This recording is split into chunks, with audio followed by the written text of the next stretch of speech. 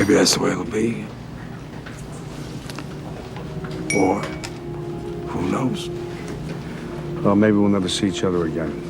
If you've been waiting your whole life for De Niro to share the screen with Pacino in a mob movie directed by Scorsese, well, you're just gonna have to wait a little longer. Capiche? Here's what we know about The Irishman so far.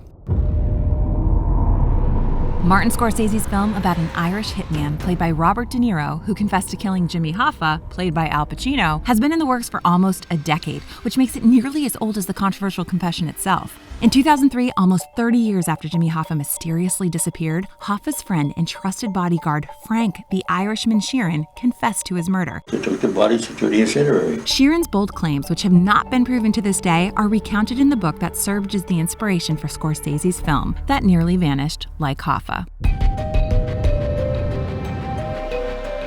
Ever since Scorsese announced his commitment to the project in 2008 with one of his favorite leading men attached to play Sheeran, it has been plagued by massive budget concerns and studio hesitation. One of the reasons for the big budget? The cost of digitally de-aging the legendary cast, whose characters first meet in their 30s.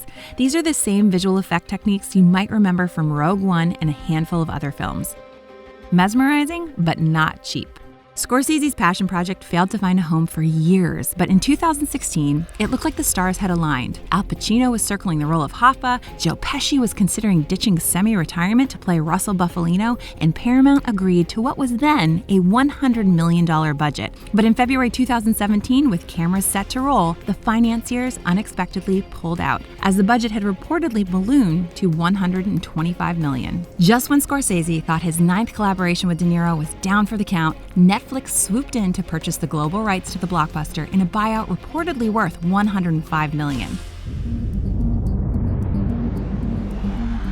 Shortly after the acquisition, Pacino's role was made official, making the first Pacino-Scorsese collaboration a reality. After reportedly turning down the offer to play Angelo Bruno 50 times over the years, Joe Pesci agreed to the role the same month. His first reunion with Scorsese since 1995's Casino. Harvey Keitel, Bobby Cannavale, and Ray Romano would soon follow, joining a cast that would later add Jesse Plemons and Anna Paquin. Principal photography began in September 2017 and ran until March 5, 2018, lasting 106 days, Scorsese's longest shoot to date. With post-production still underway, Scorsese is crafting a film which allegedly contains 300 scenes. Remember that $125 million figure? It's skyrocketed in post, initially to $140 million and now to an estimated $175 million, which will mark the most expensive film of Scorsese's career.